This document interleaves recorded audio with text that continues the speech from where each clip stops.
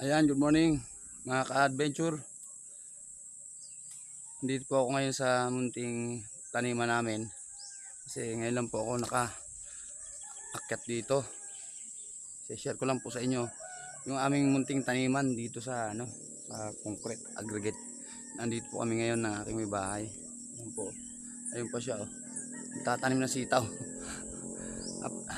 Share ko lang po sa inyo yung aming munting taniman dito sa concrete aggregate. Bali kami rito inant lang, hindi namin talaga pag-aari. So nakikitanim lang kami rito sa lupang to. Yan po, share ko lang po ito sa dun sa mga taong nakaka-relate sa buhay probinsya. Itong aming kaya nandito kami ngayon. Purpose na rin namin na mamitas ng aming tanim na avocado, bunga kasi.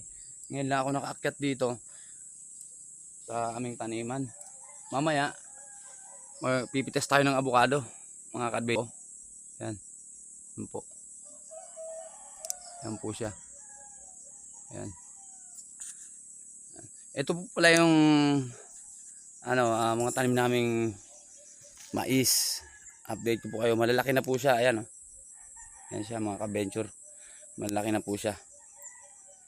Tinanim ko to first week ng May. Unang ulan ng Mayo. Yan po. Ngayon malalaki na po siya.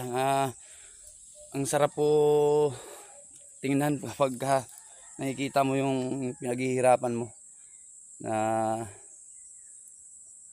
maganda ang resulta. Ayan po. Ayan po. Malalaki na po siya. Mga mais na yan. Bali ito, tinanim po namin ng aking asawa. Pangkain lang talaga sa pamilya. Ngayon, kaya po naisipan kong i-vlog to para i-share doon sa mga taong nakaka-relate na. Yan po yung simpleng pamumuhay namin dito. Payak na pamumuhay sa bukid. Kapag walang trabaho sa construction, narito po ako sa aming taniman sa bukid para magtanim. Yan po. Yan po siya. Para magtanim. Ito po yung yung mais na nakaraan na sinare ko sa inyo sa aking mga video. Ito po yun, oh. Malalaki na po siya kasi yung na-share ko sa inyo nito yung nakaraan, yung mga maliliit pa. Pero ngayon, malalaki na. Ayan po, oh. Share ko lang po sa inyo. By August, siguro po ani na to. Ani na pagka malapit na po yung tag-anihan. Share ko po sa inyo, update ko po kayo dito sa mga pananim na to. Yan po. Tsaka mamimitas na rin talaga kami ng avocado kasi medyo magugulang na yung iba. Ayan, kapag sobrang gulang na, nalalaglag na po siya. Kaya sayang. Sayang po. Yan po. Yan po. Shoutout po dyan sa mga nakaranas ng buhay probinsya. Yan po. Sa mga followers ko na nakaranas ng ganitong buhay sa buhay probinsya, ito po. Sineshare ko lang po sa inyo sa mga ka-relate. Kasi matagal na po ako hindi nakakaakyat dito. Napapabayaan po to kapag ako yung may abala sa trabaho sa construction. Yan po. Yung aking may bahay naman, hindi naman niya makakaya to pag siya lang kasi medyo malawak-lawak din. Oh, shout out. Oh, shout out ka naman sa mga followers natin diyan, oh. Kaway. Hello po. Busy ka. Siyempre. Busy siya. Nagtatanim kasi siya ng sitaw, mga ka-adventure. Ito po, mga bagong tanim namin na avocado yan. Ito, to. Yan, mga namumunga na rin siya. Yan po, mga bagong tanim. Pinuno ko po kasi talaga to ng tanim. Kasi, siyempre, soon, papakinabangan ng mga apo ko. Pag sa panahon na medyo mahina na tayo, hindi na natin kaya magtrabaho. Yun. Para sa sunod na mga henerasyon, meron silang aanihin doon sa mga tinanim namin. Kasi habang may panahon tayo, ito lang kaya natin gawin na magtanim para meron tayong ipamana sa mga anak natin o mga apo. Pagdating ng panahon, meron silang pakinabangan kahit papaano. Ayan po mga ka-adventure, mamaya i-share ko sa inyo yung mga napitas naming abukado mamaya pag nakapitas na kami. Ayan po. Sige po, mamaya po update ko po kayo pagka okay na, nakapagpitas na po kami ng abukado ng aking bahay. Ayan, ayan po siya. Ayan. Share lang po ito sa inyo.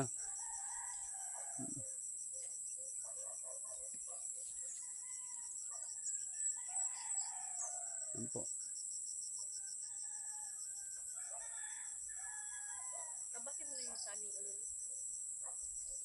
Ayan po. Mamaya mga ka-adventure, update ko po kayo dun sa mga napitas naming abukado. Sige po. So ayan mga ka-adventure, ito na po yung update ko. Kanina sabi ko di magpipitas tayo ng abukado. Ito po, sama na rin namin yung saging. Nagtiba na. Ayan, ayan, ayan. Ayan po.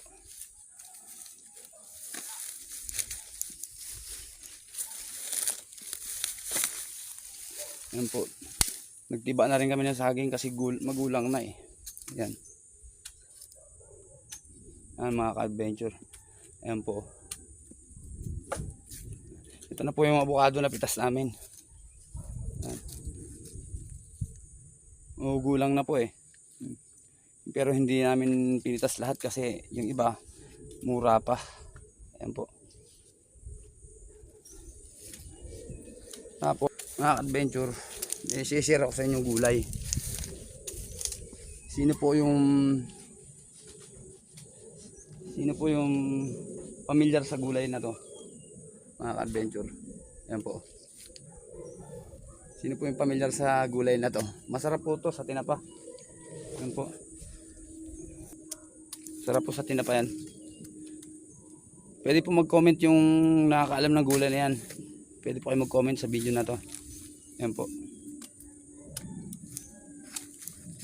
Sino po yung pamilyar sa gulay na yan? Ayan po. Ayan, mga ka-adventure. Ayan siya, nagpipiling pa siya. Oh. Talagang bitiranang magpiling ng saging. Mga ka-adventure, ayan. Dami niyang piniling. Oh. Ayan, siya, sa kanya lahat yan. Siya nagpiling yan. Ayan po. Ayan, ayan, ayan. Ayan po. Ayan po yung mga napitas namin na abukado, mga ka-adventure. So ayan. Shout out nga pala sa mga kapwa ko vlogger.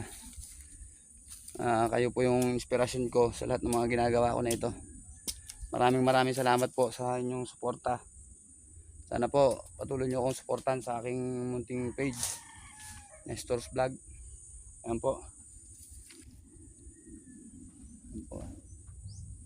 At sa hindi pa naman po nakapag-follow sa aking page, paki-follow na lang po. Like, comment and share po. Tiba ng anak mo.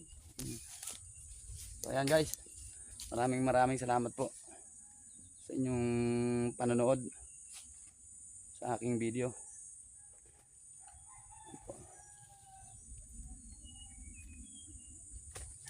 See you po sa sunod kong mga upload, mga adventure.